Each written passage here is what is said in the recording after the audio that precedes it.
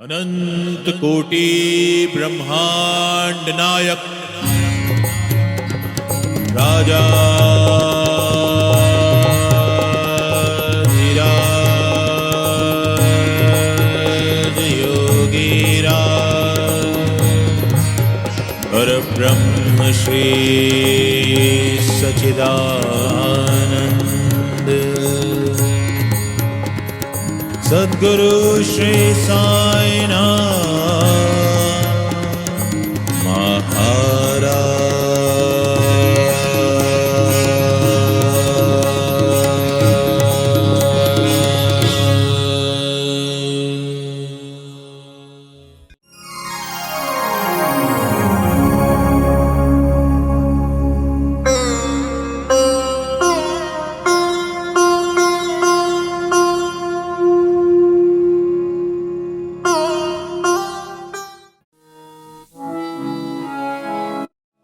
कौन आता है शिरडी मेरे लिए, सभी आते यहाँ पे अपने लिए। कौन आता है शिरडी मेरे लिए, सभी आते यहाँ पे अपने लिए। कौन करता दुआएं किसी के लिए, सभी कहते हैं साईं दो मेरे लिए। कौन आता है शिरडी मेरे लिए, सभी कहते हैं साईं दो मेरे लिए।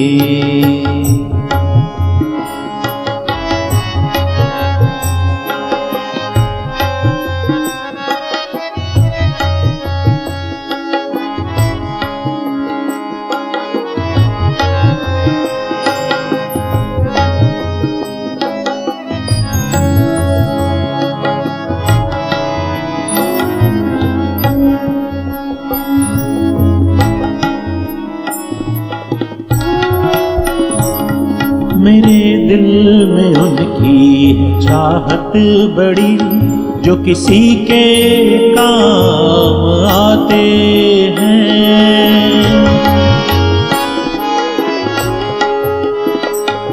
मेरे दिल में उनकी है चाहत बड़ी, जो किसी के काम आते हैं।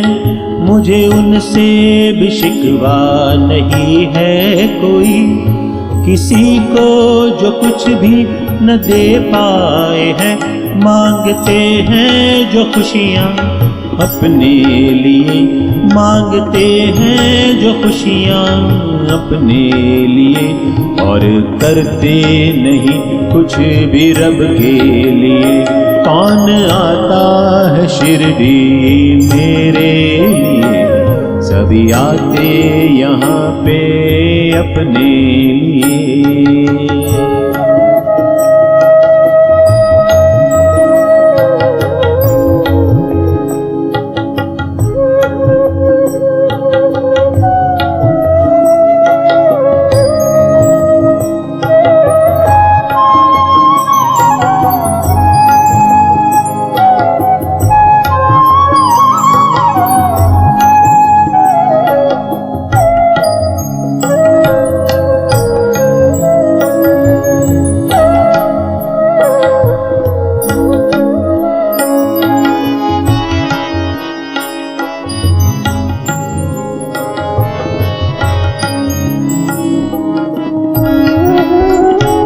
मैं तो खुद ही फकीर हूँ, मैं तुमको क्या दूँ।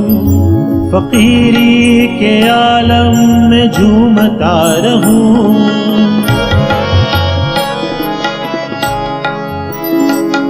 मैं तो खुद ही फकीर हूँ, मैं तुमको क्या दूँ। फकीरी के आलम में झूमता रहूँ। मैं तो बंदा हूँ उनका, मैं उनसे कहूँ। अल्लाह मालिक के कहने पे चलता रहूँ। भला हो सभी का ये चाहत मेरी, भला हो सभी का ये चाहत मेरी। ऐसे भक्तों की झोली में भरता रहूं। कौन आता है शिरडी मेरे लिए, सभी आते यहाँ पे अपने लिए।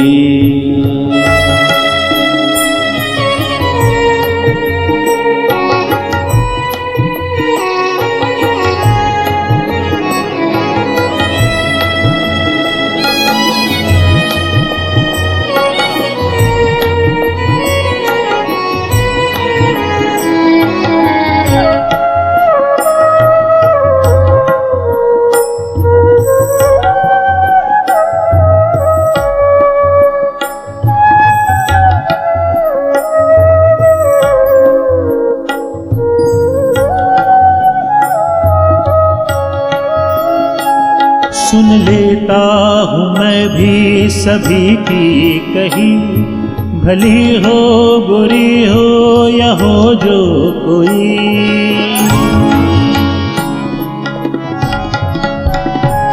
सुन लेता हूँ मैं भी सभी की कही, भली हो बुरी हो या हो जो कोई। सबके रंजो गम और सितम भी सहूं, मेरे मौला से मैं ये कहता रहूं। भर दे झोली तू इनकी मेरे नाम पे, भर दे झोली तू इनकी मेरे नाम पे। और गुनाहों को इनके जरा बख्श दे, कौन आता है शिरडी मेरे लिए, सभी आते यहाँ पे अपने लिए। कौन करता दुआएं किसी के लिए, सभी कहते हैं साईं दो मेरे लिए, सभी कहते हैं साईं दो मेरे लिए, सभी कहते हैं साईं दो मेरे लिए।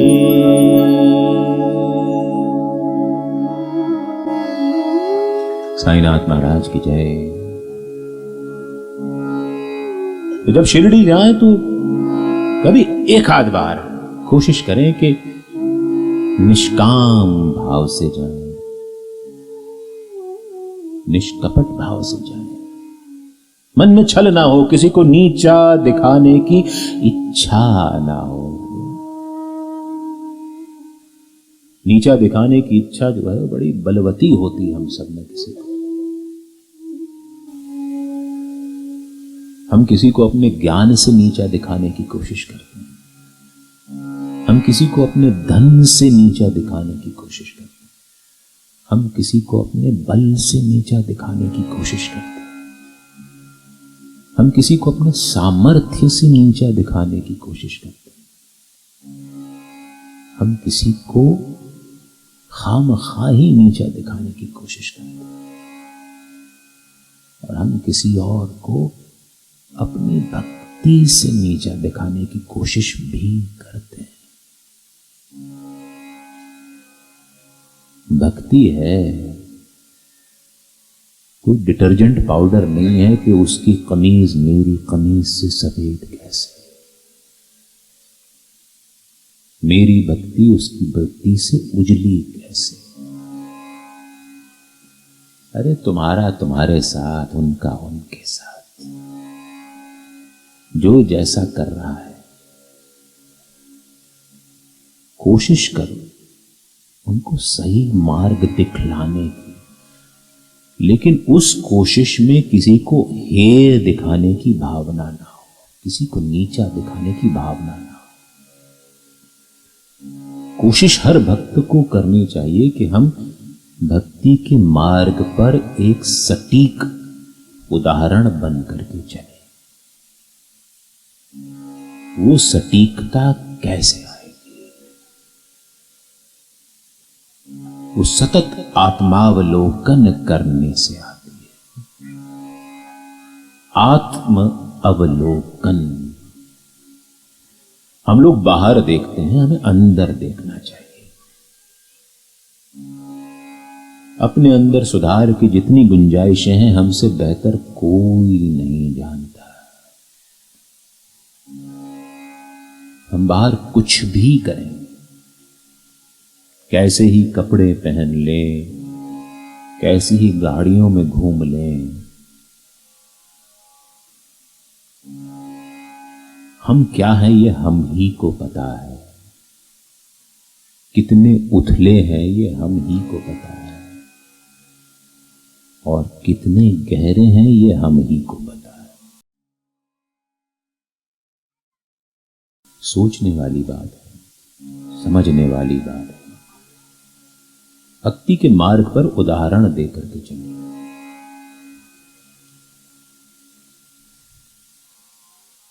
भक्ति साईं के नजदीक ले जाती है। लोग कहते हैं कि साईं के राह पर चलने का फायदा यह होता है कि दुख नहीं आता। मैं कहता हूं दुख आता है। कोई ये कह दे कि कोई दुखी नहीं है, मैं मान ही नहीं सकता। कोई ये कह दे कि वो 100% शत-प्रतिशत सुखी है, उससे बड़ा झूठा दुनिया में कोई नहीं।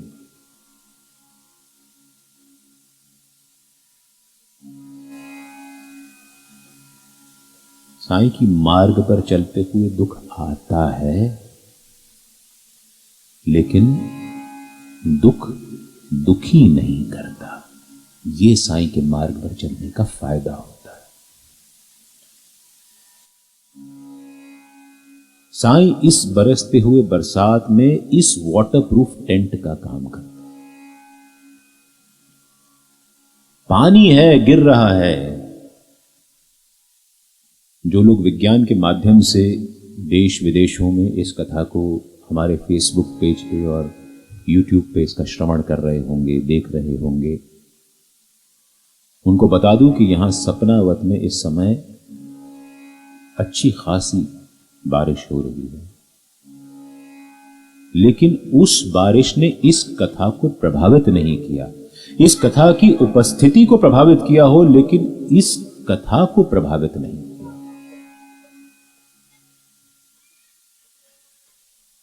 और अंततः ये कथा स्थल जो है वो देवस्थल होता है, और देवस्थल में वही पहुंच पाता है जिसकी इच्छा देव करते हैं कि वो पहुंचे।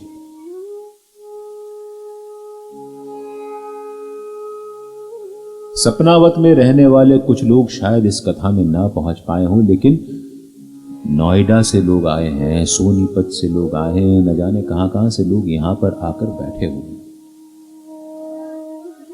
तो ये तो देवस्थल है,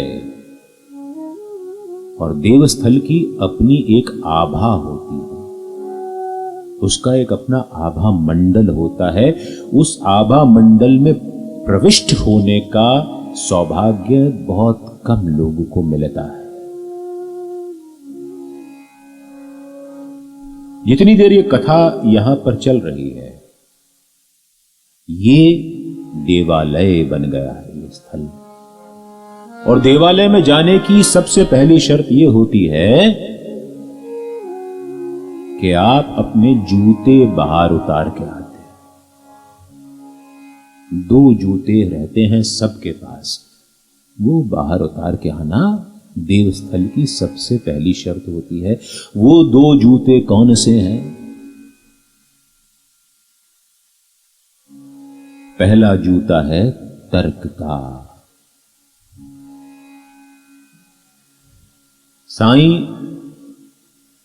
तर्कों में नहीं बांधे जा सकते। साईं तर्कहीन नहीं है, लेकिन साईं तर्कों से परे है, बहुत आगे। आप तर्क करके यहां पर आएंगे तो आप कभी यहां नहीं पहुंच सकते। और अगर यहां अंदर बैठ भी गए तो यहां क्या बोला जा रहा है वो आपके कानों में तो जाएगा, लेकिन कानों के जरिए हृदय में नहीं उतर पाएगा। आपको चिंताएं सताएंगी दुनिया भर की। घर पे खाना बन गया नहीं बनाया, मेहरी आई कि नहीं आई, झाड़ू लगा कि नहीं लगा, बच्चा स्कूल से लौटा कि नहीं लौटा, आज कितना कलेक्शन हुआ है, कितनी सेल हुई है, माल टाइम पे पहुंचा नहीं पहुंचा, तमाम तमाम तमाम तरह की चिंताएं लगी रहेंगी। तर्क चिंता को जन्म देता है।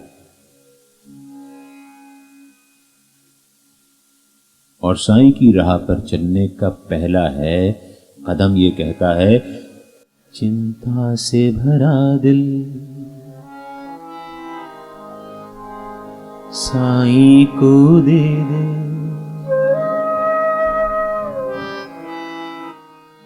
तुझे दोनों जहां का सुख चैन मिलेगा। चिंता से भरा दिल साईं को दे दे, चिंता से भरा दिल साईं को दे दे, तुझे दोनों जहां का सुख चैन मिलेगा। फिर पतझड़ में भी तेरी बगिया में, फिर पतझड़ में भी तेरी बगिया में साईं रहमत का हर फूल खिलेगा। चिंता से भरा दिल साईं को दे दे।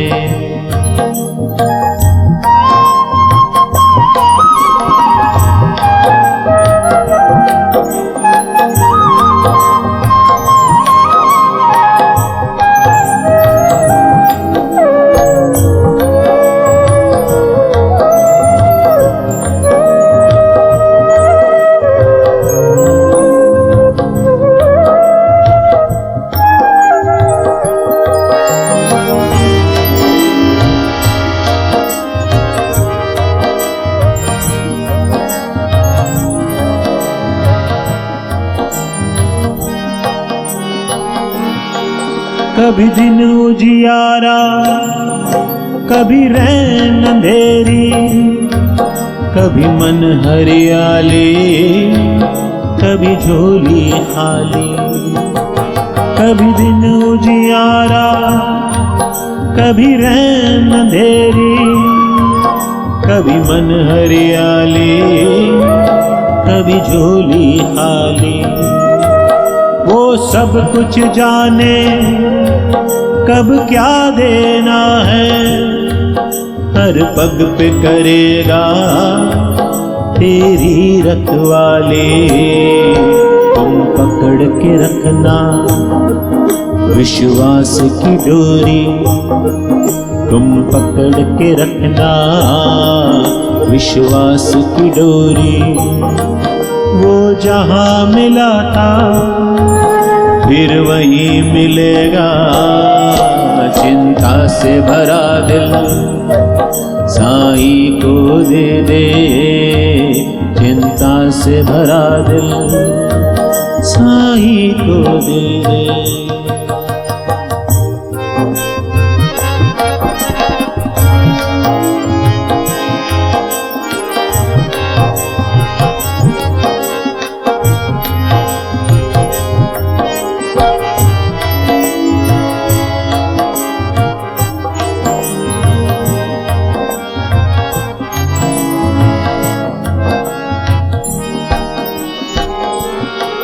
हो सकता है दिन में अंधेरा छाए, तुम रोम रोम को जरा जगा के रखना। हो सकता है दिन में अंधेरा छाए, तुम रोम रोम को जरा जगा के रखना। बंद भी हो जाए जग के दरवाजे, तुम आशा की खिड़की जरा खोल के रखना। ऐसी रातों में फिर चुपके चुपके, ऐसी रातों में फिर चुपके चुपके अपने भक्तों से साईयान मिलेगा। चिंता से भरा दिल साईं को दे दे, चिंता से भरा दिल साईं को दे दे।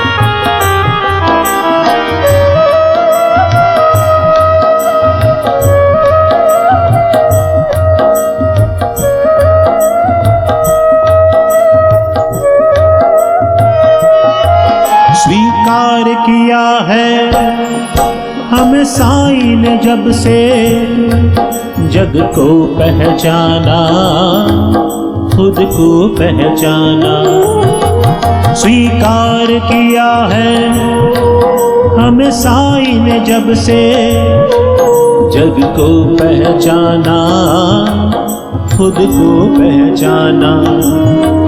मुश्किल से मिली है हमें साईं की चौखट, मुश्किल से मिला है हमें ठिकाना। माना कि सभी हम किस्मत के धनी हैं, माना कि सभी हम किस्मत के धनी हैं।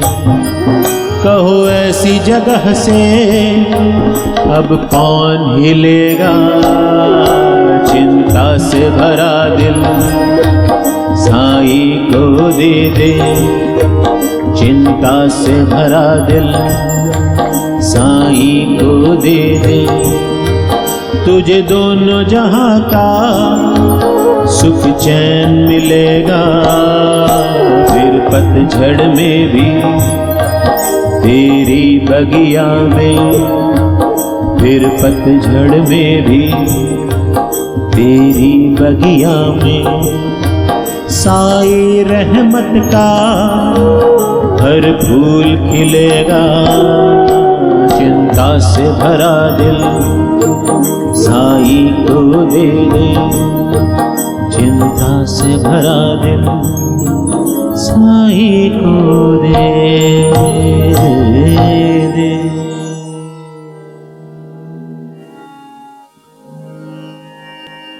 हो सकता है दिन में अंधेरा छाए जैसे अभी छाया हुआ है, तुम रोम रोम को जरा जगा के रखना। बंद भी हो जाएं जग के दरवाजे, तुम आशा की खिड़की जरा खोल के रखना। वो आशा है साईं, वो अंधेरे में किरण का काम करता है,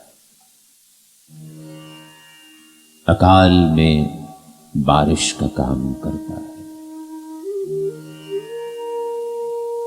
दुख के दर्पण में सुख दिखलाता है, द्वेष और राग से परे उठ करके समर्पण सिखलाता है। वो साईं है। ये कथा और कुछ नहीं है, ये मनोरंजन का साधन होने के साथ साथ मनोमंथन का साधन भी है। मनोरंजन के लिए तो आप वो सीरियल भी देख लीजिए जो टीवी पर आता है बाबा के संबंध में, लेकिन वो केवल आपका मनोरंजन करता है, मनोमंथन नहीं करवाता। उसको आप साईं में अपनी श्रद्धा को तनिक बढ़ाने के लिए, क्षणिक बढ़ाने के लिए जरूर देखिए, लेकिन उसके ऐतिहासिक तथ्यों पर मत जाइए। विश्वास कम बढ़ेगा, अंधविश्वास ज्यादा बढ़ेगा। और भक्ति विश्वास है, भक्ति अंधविश्वास नहीं है। कथा है अपने आप में एक उपवास, 3 घंटे का उपवास।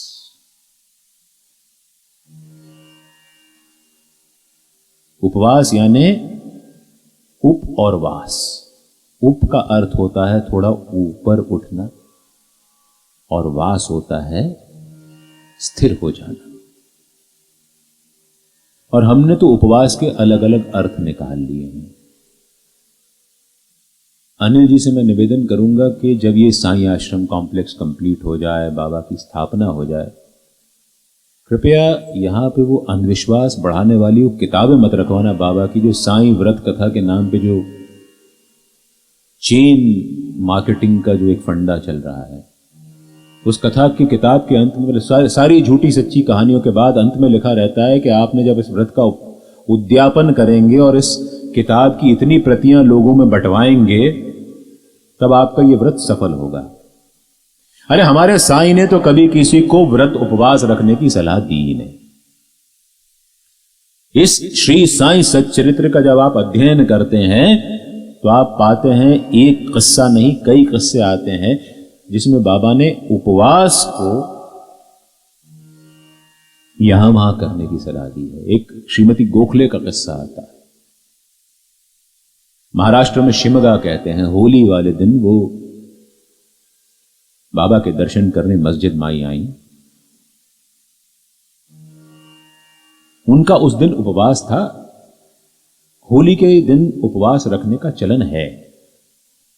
बच्चों के संतान के स्वास्थ्य के लिए, उनके भविष्य के लिए उपवास माताएं रखती हैं।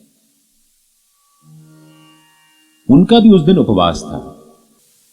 बाबा के पास आई, बाबा को प्रणाम किया। बाबा ने उनका उपवास तोड़वाने के लिए कितनी छोटी सी एक घटना घटित की और हमको समझ में आ जाता है। बाबा ने श्रीमती गोखले से कहा कि दादा केलकर के घर जाइए,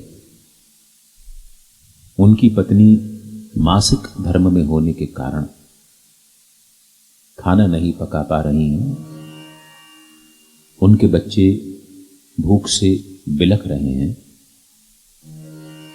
उनके लिए खाना बनाइए, उनको खिलाइए और आप भी खाइए।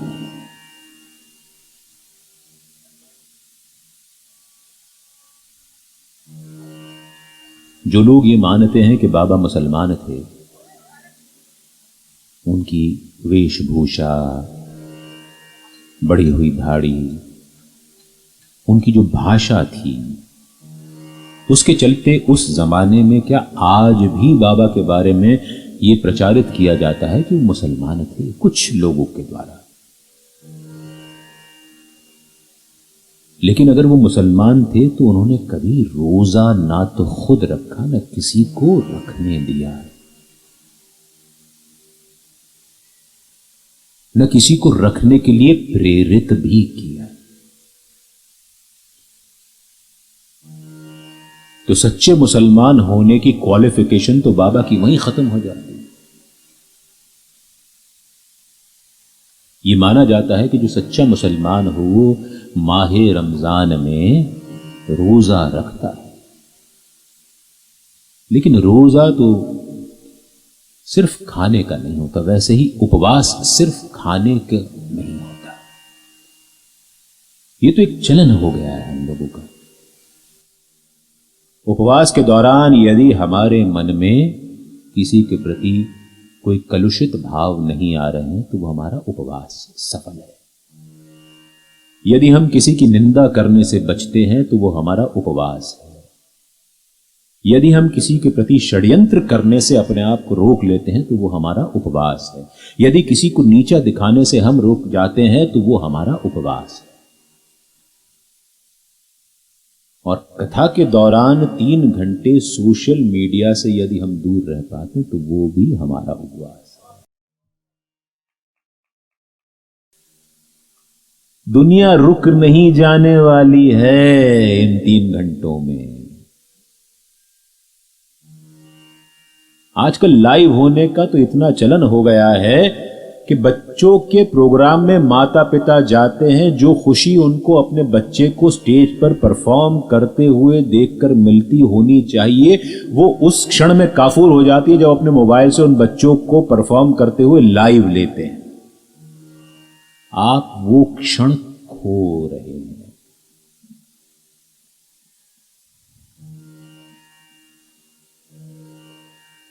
दुनिया को दिखा रहे हो, खुद को देखना है यार। 100-200 लोग कंग्रेचुलेशंस लिखेंगे। आजकल तो कंग्रेचुलेशंस भी लिखना बंद हो गया, वो तो उस पर टेम्पलेट रेडीमेड आते हैं, उस पर सो प्रेशियस इस टाइप के लिखे हुए आते हैं। खाना डट के खाइए, क्योंकि अगर उपवास के दौरान आपका ध्यान बार बार खाने की ओर जा रहा है तो उपवास फेल है वो आपका। लोग एकादशी का उपवास करते हैं, हम वैष्णव में तो बहुत जबरदस्त होता है एकादशी का उपवास, लेकिन उस दिन खाने की इतनी बढ़िया बढ़िया चीजें बनती हैं जिसका कोई हिसाब नहीं है। सवेरे नाश्ते के समय से शुरू हो जाता है बनना, फल कट जाएंगे अलग अलग टाइप के। दोपहर में राजगिरे के आटे की रोटी बनती है, कढ़ी बनती है, आलू साबूदाने की लौकी वाली सब्जी बनती है। नमक सफेद नहीं खाएंगे, सेंधा नमक डाल लीजिए। शाम के समय चाय के साथ वेफर्स हो जाएंगी। रात को फरियाली भेल बनती है, आजकल तो फलहारी डोसे बनते हैं, ये सब होता है। अरे यार, इससे अच्छा उपवास करो ही नहीं ना, क्यों ढकोसला करना। उपवास, अपना आचरण हम ऐसा रखें कि हम उस ईश्वर के पास वास करने लगे। ये क्यों कहा जाता है जब कोई गुजर जाता है कि वो ईश्वर के चरणों में चला गया? क्योंकि ये शरीर के जो बंधन हैं जिसमें वो बंधा हुआ था, जिसमें छल कपट प्रपंच सोशल मीडिया फलाना ढिमाका सब कुछ था, वो छोड़ करके वो चला गया। वहां पे ये सब नहीं हो पाएगा। इसीलिए कहते हैं कि वो ईश्वर के पास चला गया। यार, ईश्वर के पास जाना है तो मरने की जरूरत थोड़ी है। जिंदा रह के भी तो कोशिश की जा सकती है कि हम ईश्वर को अपने अंदर ही रियलाइज कर लें।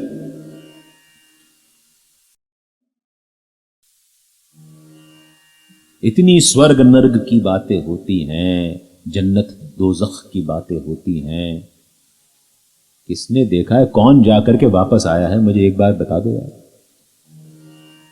स्वर्ग किसने देखा है? नर्क किसने देखा है? कोई होके स्वर्गवासी होकर के वापस आया है क्या? कोई नर्कवासी होकर के वापस आया? स्वर्ग नर्क सब जिंदा है, सब जीते जी आप महसूस करते हैं। जिस दिन आपका दिन खराब जाता है, आपके मन में दुख होता है, जिस दिन आप किसी का बुरा करते हैं, वो नर्क है आपके लिए।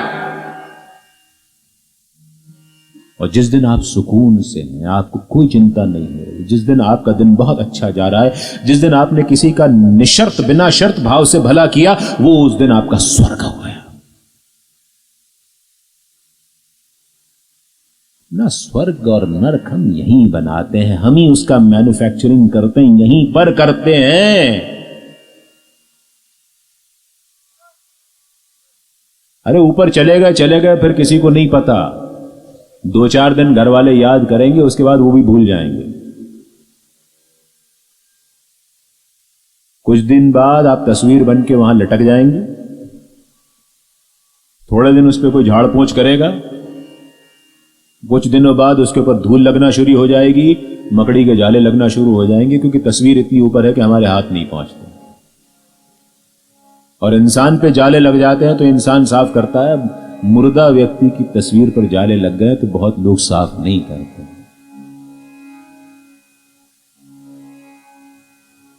वो कहते हैं कि हम पीढ़ियों तक याद रहेंगे, ऐसा कोई काम कर जाए। अरे कोई पीढ़ियां वीढ़ियां किसी को याद नहीं रखती हैं, सब बातें हैं। कोई दम नहीं रखा इन सब बातों। जो है वो अभी है और यहां है, बस। इस क्षण को ही आप सच्चाई मानिए। जो गुजर गया वो क्षण आपका है नहीं, जो आने वाला है वो क्षण आपका है नहीं। ये क्षण सच है। हम सत्य को खोजते हैं, सत्य कहीं और नहीं है, सत्य अभी और यही है। हम इस वक्त जो कर रहे हैं, जिसमें हम लिप्त हैं, वो सत्य है, बस। इसके अलावा और कोई सत्य नहीं, बाकी सब मिथ्या है। आप यहां पर बैठ करके साईं नाम की मिश्री को अपने कानों के जरिए दिल में उतार रहे हैं, जीवन में उतार रहे हैं। केवल यही इस क्षण का सत्य है, इसके अलावा और कुछ नहीं है, बस। इसी में जिए। यही वो क्षण है जो आपके कंट्रोल में है। यही उस साईं की आपको गिफ्ट है, इसीलिए इस क्षण को प्रेजेंट कहा गया है।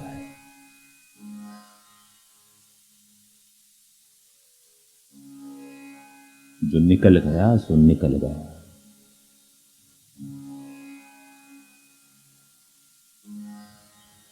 ये जो हम लोग यहां बैठे हुए यहां वहां भटकते रहते हैं, ये दुख देता है। स्थिर हो जाओ। बाबा ने इस सच्चरित्र में लिखा भी है, कहा भी है कि तुम्हारे इर्द गिर्द पूरी दुनिया अगर उलट पुलट हो रही हो, तुम्हारे इर्द गिर्द सब कुछ ठीक ना चल रहा हो, तुम अपने केंद्र को दृढ़ता पूर्वक पकड़े रहो और स्थिर बैठे रहो। ये होता है जो भक्त करता है। इसके अतिरिक्त न कोई भक्त कुछ करता है न कुछ होता है। तुम्हारे इर्द गिर्द जब पूरी दुनिया उलट पुलट हो रही हो और तुम वहां पर स्थिर होकर के बैठे हो, तो तुम भक्त हो, बाकी तुम भक्त नहीं हो।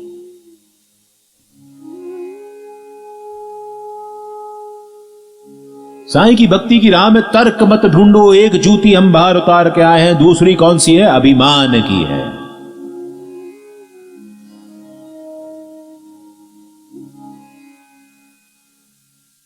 तर्क और अभिमान की ये दो जूतियां बाहर उतार के जो अंदर आ गया, वो देवालय में दाखिल हो गया। अरे किस बात का अभिमान करते हो यार? तुम्हारे जैसे लाखों आए और करोड़ों गए।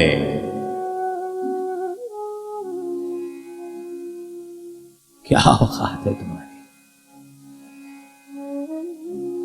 अंतरिक्ष से फोटो आते हैं, पूरे ब्रह्मांड में हमारी पृथ्वी इतनी सी दिखती है, और उस इतनी सी दिखने वाली पृथ्वी में हम कितने से हैं? क्या औकात है? किसी को हम कहां क्या दिखाएंगे? किसी के लिए हम क्या कर जाएंगे? लोग कहते हैं मैंने बड़ी मेहनत की तब ये साम्राज्य खड़ा किया है। अरे काय की मेहनत यार? तुमसे ज्यादा मेहनत वो सड़क के किनारे खड़ा हुआ मजदूर करता है, जो सिर पे किलो किलो ईंटों का वजन उठा करके जाता है, दिन भर तुमसे ज्यादा मेहनत करता है, पसीना बहाता है और तुमसे कम सुख में जीता है। तुम्हारा प्रारब्ध है जिसके कारण तुम इस श्रेय को पा रहे हो। मत कर तू अभिमान रे बंदे, झूठी तेरी शान रे। मत कर तू अभिमान, मत कर तू अभिमान रे बंदे, झूठी तेरी शान रे। मत कर तू अभिमान, मत कर तू अभिमान रे बंदे, झूठी तेरी शान रे। मत कर तू अभिमान।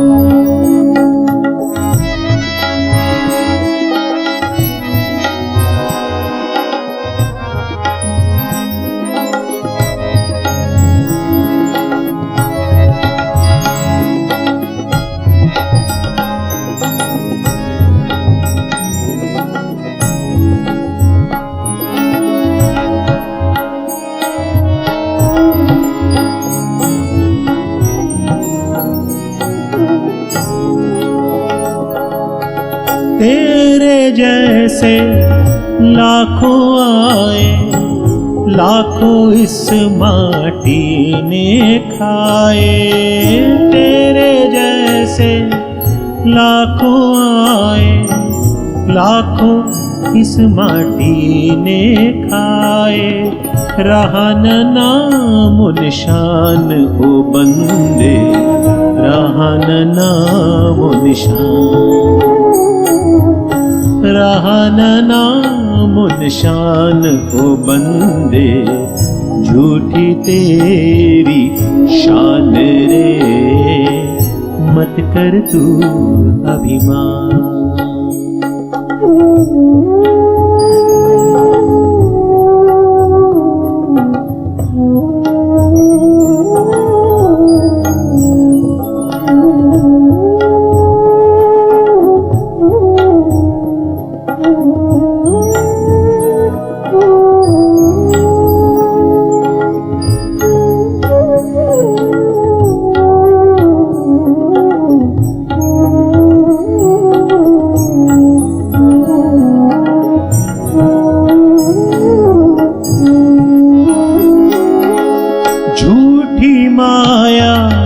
झूठी काया वो तेरा जो साईं गुण गाया। झूठी माया झूठी काया वो तेरा जो साईं गुण गाया। जप ले साईं का नाम ओ बंदे, जप ले साईं का नाम, जप ले साईं का नाम ओ बंदे। झूठी तेरी शान रे, मत कर तू अभिमान।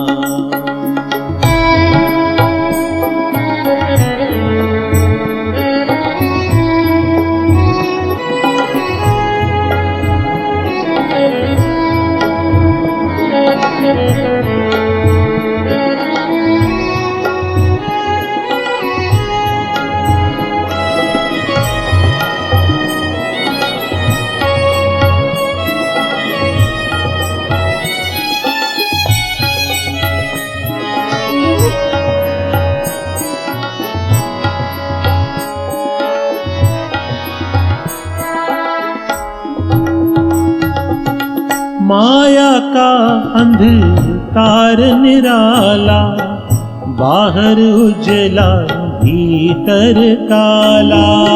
माया का अंधकार निराला, बाहर उजला भीतर काला। इसको तू पहचान रे बंदे, इसको तू पहचान, इसको तू पहचान ओ बंदे। झूठी तेरी शान रे, मत कर तू अभिमान।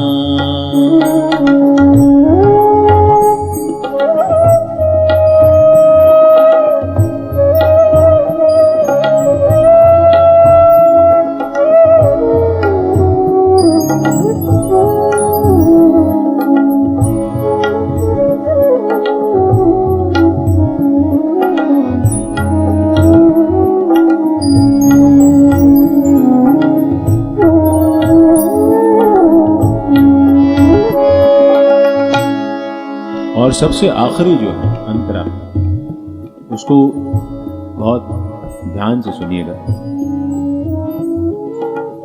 तेरे पास है हीरे मोती, मेरे मन मंदिर में ज्योति। तेरे पास है हीरे मोती, मेरे मन मंदिर में ज्योति। तेरे पास है हीरे मोती, मेरे मन मंदिर में ज्योति। कौन हुआ धनवान रे बंदे, कौन हुआ धनवान, कौन हुआ धनवान ओ बंदे।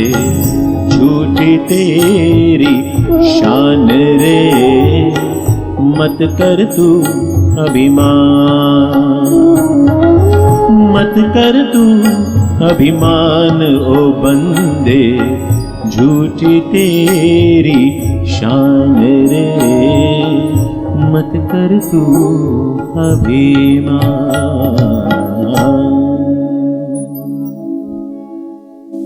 जब भी देवालय में आए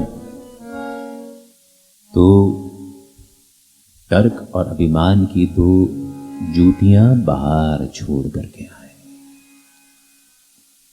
क्योंकि ये दो चीजें सुख से जीने नहीं देती। शांति को मन में आने नहीं देती। हम विचरते रहते हैं। जब विचार करते हैं तो हम विचरते रहते हैं, विचरण करते हैं। चरण होता है, चरण से आप धरती को जब आप स्पर्श करते हैं तो आप धरती पर चलते हैं, लेकिन जब आप विचरण करते हैं तो आप चरणों का इस्तेमाल नहीं करते, आप यहां वहां कहीं भी पहुंच जाते हैं, भटकते हैं। भटकिए मत। साईं स्थिर करते हैं, भटकाव को रोक दे वो साईं, मन में स्थिरता ला दे वो साईं, अनंतता का बोध करा दे वो साईं।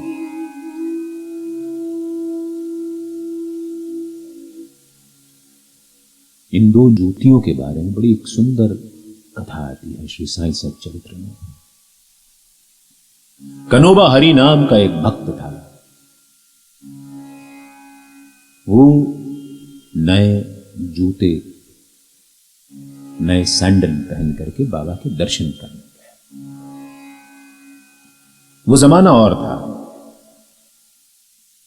आज तो साईं बाबा संस्थान शिरडी ने बड़ी अच्छी व्यवस्थाएं करी हैं कि आपके जूते चप्पल बहुत सुरक्षा के साथ रखे जाते हैं, टोकन दिया जाता है, आप जाकर के दर्शन करने के बाद आप टोकन दीजिए और जूते वापस ले लीजिए। वो जमाना जब कनोबा हरि वहां पर गए थे तो ऐसी कोई व्यवस्था थी नहीं। मस्जिद माई के बाहर तो अभी सभा मंडप बना, उस जमाने में तो सभा मंडप भी नहीं था। वो जो 4.25 सीढ़ियां हमको मस्जिद की दिखती हैं, उसको चढ़ करके बाबा के आप दर्शन करने चले जाओ, बाहर अपने जूते चप्पल उतार और बात खत्म। जब संस्थान के पास ऐसी व्यवस्थाएं नहीं थी, और अभी मैं आपको बता रहा हूं कि जहां आप ऐसे स्थानों पर जाएं जहां पर आपको जूते चप्पल उतार करके बाहर जाना है और आपके मन में दर्शन करते समय जूते चप्पलों का डर लगा रहे कि यार कोई चुरा के तो नहीं ले जाएगा, उसके लिए बहुत आपको नुस्खा बता देता हूं। जब मैं आ रहा था तो बाहर दीवारों पे रंगा हुआ बहुत दिखा मुझे, नुस्खे टाइप का कुछ, तो वैसा ही मैं एक नुस्खा आपको बता दूं। आपके 2 पैर हैं, भगवान करे वो हमेशा 2 ही रहें। 2 जूते आप उन 2 पैरों में पहनते हैं। एक को उतारिएगा उत्तर में और दूसरे को उतारिएगा पूरब में, ताकि अगर कोई चोरी करने की नीयत से आए तो उसको एक बार में एक ही दिखे और कोई अधूरा जोड़ उठा के नहीं ले जाए, तो वो आपकी चिंता खत्म हो जाएगी। आप निश्चिंत हो करके भगवान के दर्शन करने अंदर जा पाओगे। ये मेरा आजमाया हुआ नुस्खा इसलिए बता रहा हूं आपको, नहीं तो आमतौर पे लोग ऐसे नुस्खे बताते हैं जो उन्होंने कभी अपने ऊपर आजमाए नहीं होते। तो आप उनको दूर दूर उतार के चले जाइए और आराम से दर्शन करके आइए, दोनों आपको सुरक्षित मिलेंगे अपनी अपनी जगह पर। उस जमाने में ऐसा नहीं था। कनोबा हरि बाबा के दर्शन करने गए, लेकिन दर्शन करने जब वो दंडवत कर रहे थे, साष्टांग नमस्कार कर रहे थे, उनके मन में सैंडल चोरी हो जाने का भय घुमड़ रहा था।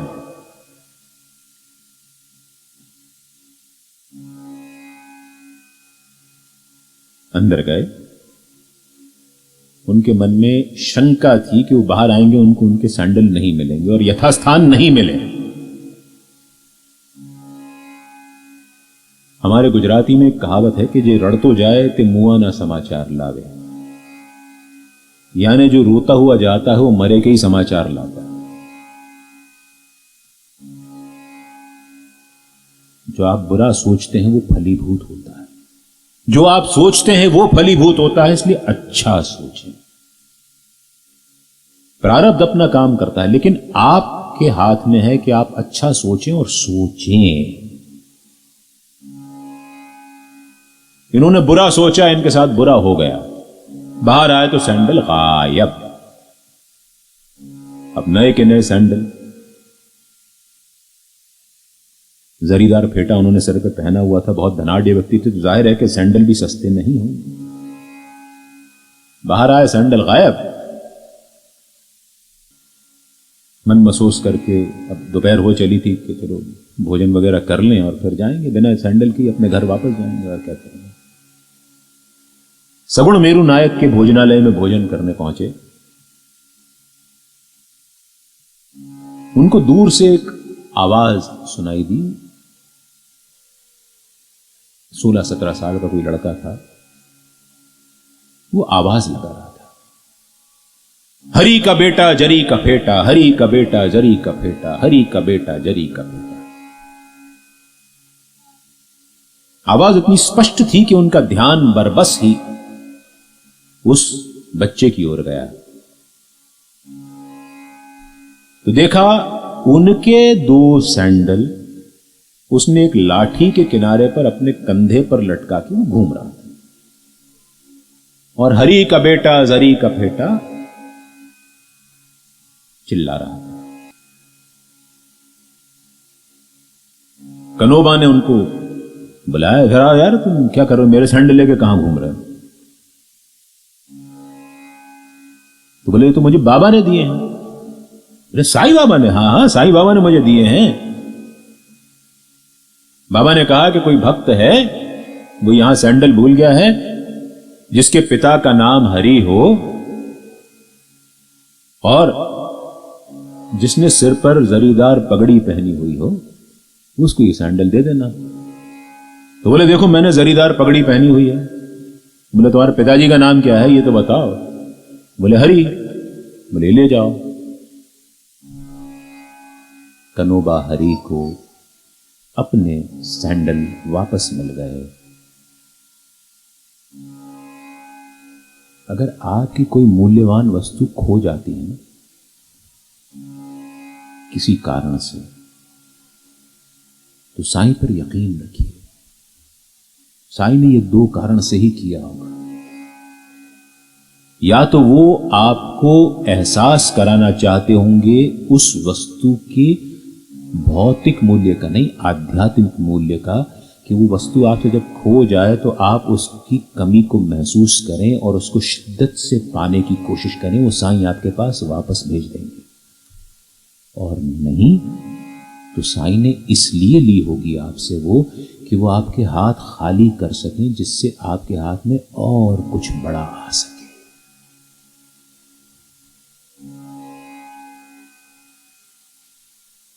जो लेकर के आए हम यहां पर लेकर के आए थे, और जब जाएंगे यहां पर छोड़ करके जाएंगे। हमको कुछ करना ही नहीं है, हमें तो साईं की लीला का, उसकी माया का आनंद लेते हुए चलना है। जगत में क्या लेके आए थे? क्या लेके, कौन क्या लेके आया था? अपने तो कपड़े भी नहीं पहन के आए थे, नंगे ही आए थे भाई। और जब जाएंगे चिता पे लिटाया जाएगा तो लकड़ियां जमाते जमाते हमारे बच्चे या जो भी हमारा दाह संस्कार कर रहा होगा वो आखिरी कपड़ा भी निकाल लेंगे। जैसे आए थे वैसे ही जाओगे भैया। ये हकीकत सब जानते हैं। और इस हकीकत को जीना ही इस जगत सराय में मुसाफिर रहना 2 दिन का। इस जगत सराय में मुसाफिर रहना 2 दिन का। क्यों व्यथा करे अभिमान तो बदले धन और जोबन का। क्यों व्यथा करे गुमान तो पगले धन और जोबन का।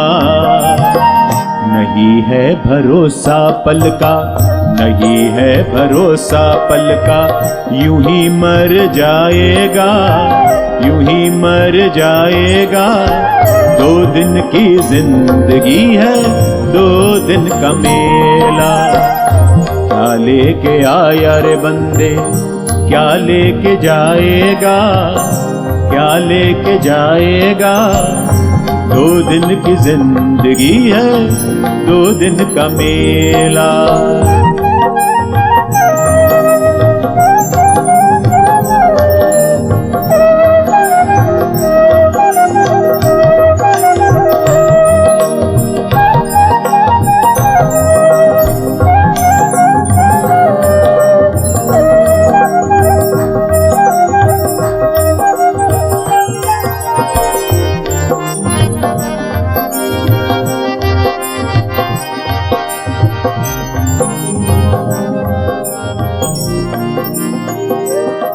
इस काया का है भाग, भाग बिन पाया नहीं जाता। इस काया का है भाग और भाग बिन पाया नहीं जाता। इस काया का है भाग, भाग बिन पाया नहीं जाता। अरे कर्म बिला नसीब फल तो खाया नहीं जाता।